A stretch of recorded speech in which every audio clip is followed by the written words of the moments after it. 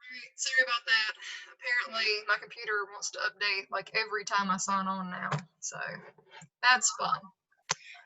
Okay, all right, so I realized that I still have not remembered to go back in and put the updated video of me going over the new page of notes, so I'll take care of that momentarily. But I don't know if you were paying attention to the news. Governor Cooper, which I thought maybe he was going to say something today, but I don't know if they're just dragging their feet or what, but he said in the next couple of days they're going to make the final decision as to whether or not we're going back. So we'll find out in the next couple of days. Like I said, I don't really know why they're dragging their feet, because they were asked about it today and he said they're going to make a decision this week. I don't know what they think is going to change in the next couple of days, but anyway, obviously that'll determine how things go from here on out. So still sitting and waiting. Whether he makes the decision to tell us tomorrow or not, I still have the faculty meeting tomorrow, so I'll still keep you guys updated on what comes about. All right, so let's jump into it. Let's go IDs and SQs, packet, and then finish up the last questions on the review sheet. All right, section 2 is, what were the causes and effects of the economic boom of the 1950s? So it's all good. Our economy is officially recovered. People are cashing in war bonds and war stamps and buying new materials, which means our factories have also transitioned. Now they're back to producing consumer goods. We're no longer rationing. We are mass producing new pieces of technology, and obviously the number one thing that everybody wants is a TV. And so this is kind of a situation to where, you know how when something first comes out, it's really expensive, and so if you can afford to get one, it literally is just one that you get. So it really wasn't the situation like what we have today, to where everybody's got their own TV in their own room. If you had a TV, it's going to be in your living room, and that's it, you know. So we're back to a peacetime economy. We're spending, and we have officially transitioned back to consumer production. All right. Number 7, what major technological breakthroughs occur in the 1950s? All right, so we've got calculators. We've got smaller radios. We have the technology now to where we're going to start putting radios in cars. We've already talked about TVs. Obviously we got to put this, the beginning of computers. The first computers were massive, literally took up a whole entire room. But just like everything else, as technology gets better, it gets smaller and smaller and smaller. Same thing with, you know, cell phones. Cell phones were the size of your head. You know, they were massive. And look what we have today, you know. All right. Number 8 said, how did television affect other forms of mass media? So obviously advertisements. That's the number one form of advertisement now, is going to be through TV commercials. So TV ads, everything that was on the radio is now on TV. So soap operas, not radio shows, what am I saying? Quiz shows, game shows, but they didn't call them that. They called them grandstand shows, to where they didn't really have concerts like what we do today. They would just have these grandstand shows, and it was like having a concert in your living room kind of a situation. Variety shows, that's what they called them, variety shows. Let's see. Number 9, how did young people of the 1950s express their own culture? This is kind of interesting because the 1950s are the epitome of rock and roll. You know, if you've ever taken Fortune's rock and roll class, or you ever plan to take his rock and roll class, of course that's his baby. But he talks about how the 1950s were like the time for rock and roll. And so it's funny because the younger teenage, early 20 crowd thinks this is the best thing since sliced bread, to where the older generation literally thought it was devil music. Yeah. And I'm not lying to you when I say that there were some small country towns to where they actually did record burnings. Like they would take Elvis Presley and, oh God, what's his, Jerry Lee Lewis. And Jerry Lee Lewis and all these other guys, like they would take their records out in the middle of town and they would burn their records as a protest for all this devil music the kids were dancing to. And they didn't like the dance moves that went along with it. Like Elvis, you know, they would kind of compare that to modern day twerking. You know, they just thought it was really inappropriate. They just really thought it was inappropriate. They hated it. And it's so funny because if they were to hear, you know, the music of today, like what they're singing about is rainbows and butterflies compared to today, right?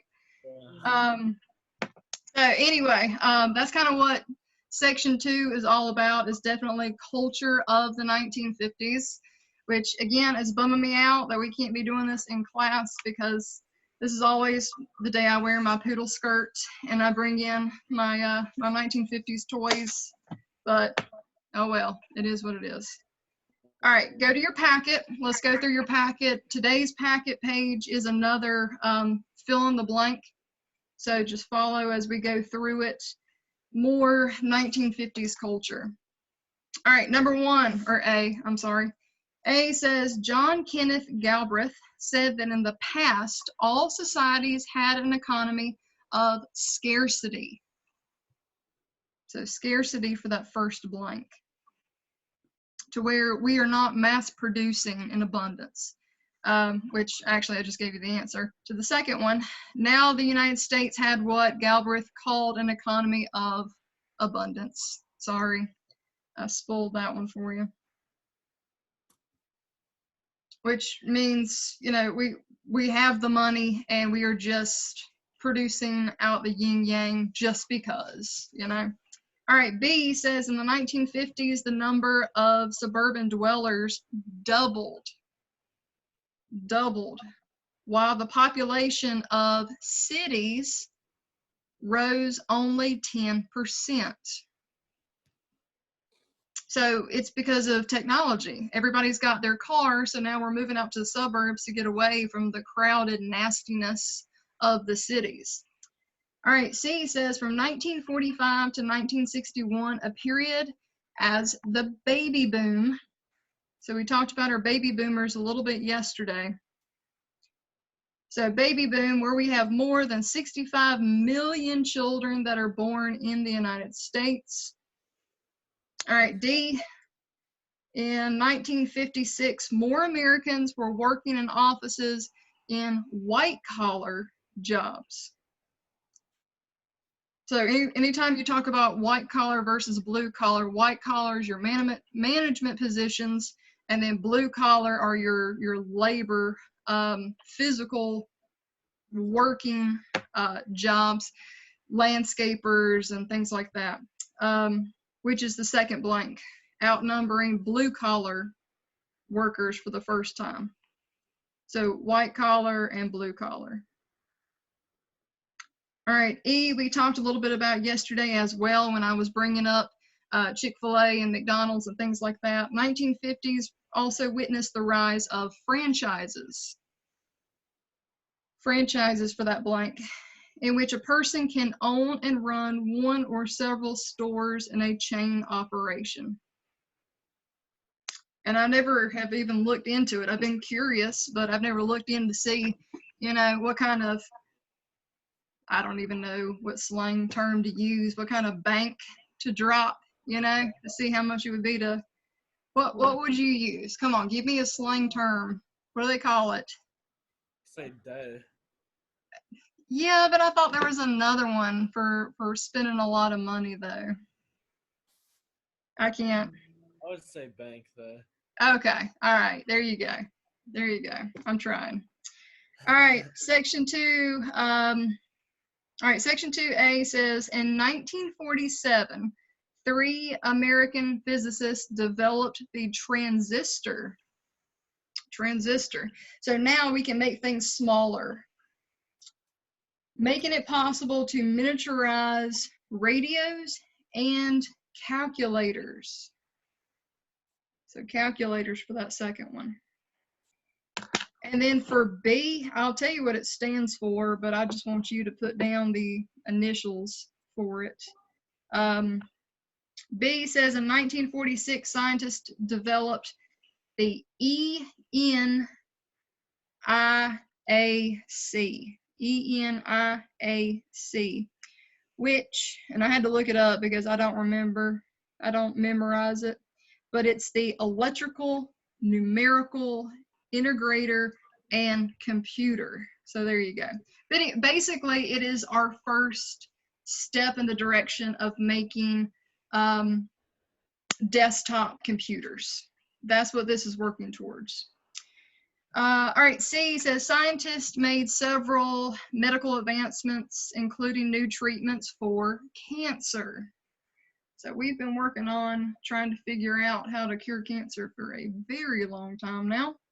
And this is the very beginnings of us working on things like radiation and chemotherapy as well. All right, section 3 says A, in 1957, more than 80% of families had at least one TV. Again, I know, small blank, but at least one TV. And like I said, as technology gets better, prices come down, you're able to buy more. I mean, most people, if you were to ask them how many TVs they have in their house, you know, usually one in every bedroom, the living room, maybe a bonus room does. But I don't know if that's necessarily as true today because we use a lot of tablets, we use our smartphones and things like that more so than just, because now you've got what, the smart TVs, right? You know, so it's interesting. So I don't know, Max, how many you got? How many TVs? Let's see, one's like 6 or 5. 6 or 5. Okay. All right. Maddie? I think there's 4. 4. Yeah. Yeah, we have 5, I think. Yeah, I think it's interesting because so, you know, all right, so we've got 1, 2, the kids both have one in their bedrooms. We got one in the living room, one in the bonus room, but then they both have tablets and they both have, their phones don't work. They're just, they can cut them on and watch movies off of Netflix on them, you know, but still, you know, I mean, we have all these different devices. Okay. All right, B. Radios had one audience that television could not reach, and that is people traveling in their cars. So this was a really big deal. Now that we have the technology, we're putting radios in cars. And then our last section about music. A says rock and roll was a new music form that stemmed from African American rhythms and sounds. So how interesting is that here again? And we talked about it in the 1930s. You know, we talked about how jazz was also a sound from the African American community. And here again, that's also something that we're getting from the African American community. However, still don't have equal civil rights, which is, that's what we're getting ready to talk about. Those are our next couple of units coming up. All right, and B, this group, which not everybody usually remembers, like if I was to say of the 20th century, what would be the counterculture? Most everybody remembers who?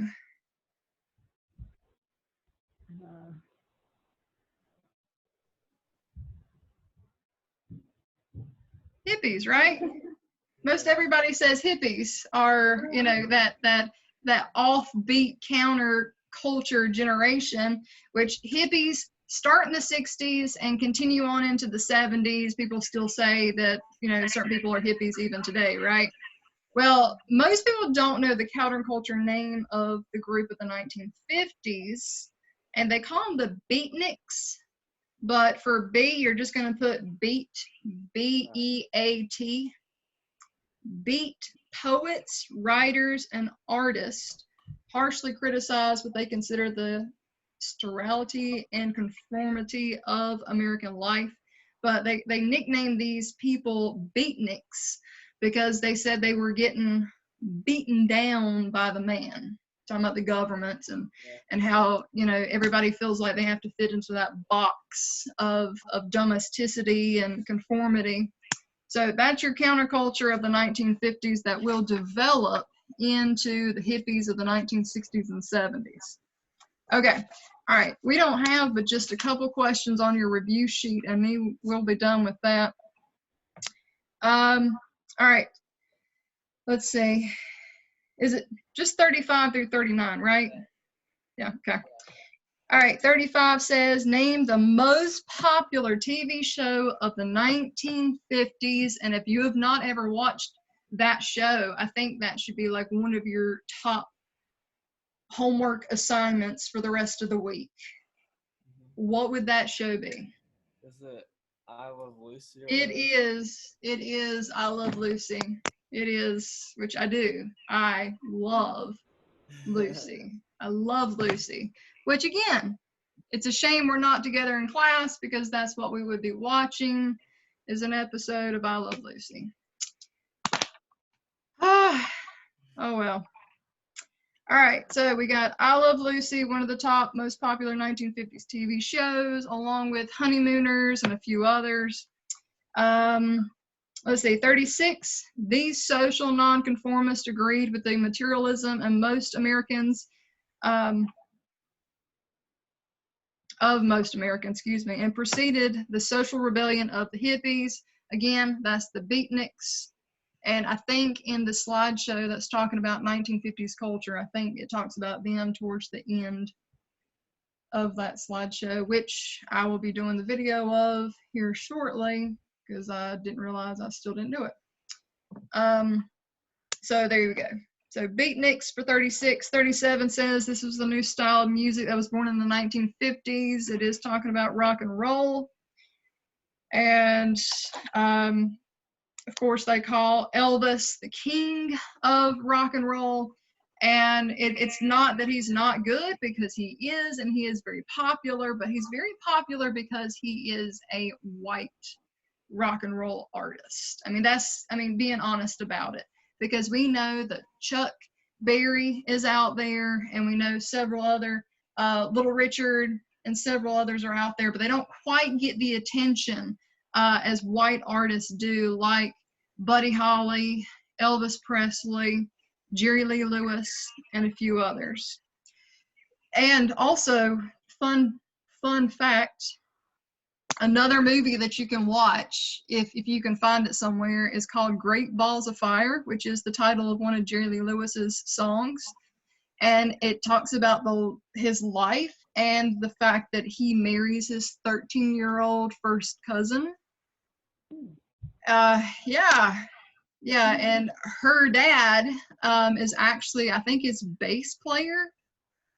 And so it's really weird. It is really weird, but it's entertaining to watch at the same time. It's just a really weird movie. But anyway.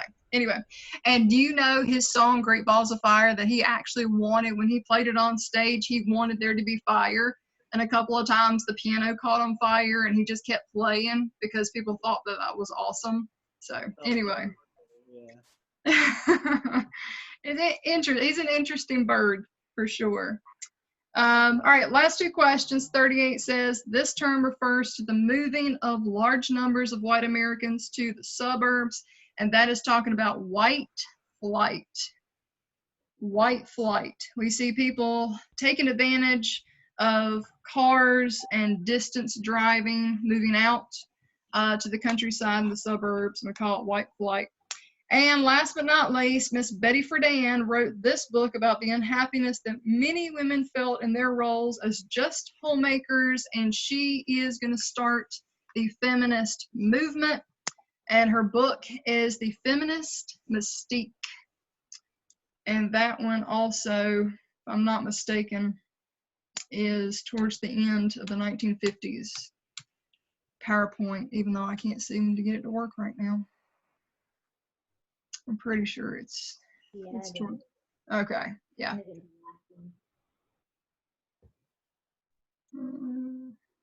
Yeah, there it is. Yeah, it's second to the last slide in the 1950s culture. So yeah, Feminine Mystique, Betty Friedan. She does start the feminist movement. Starts in the 50s. It takes fire in the 1960s and continues into the 70s.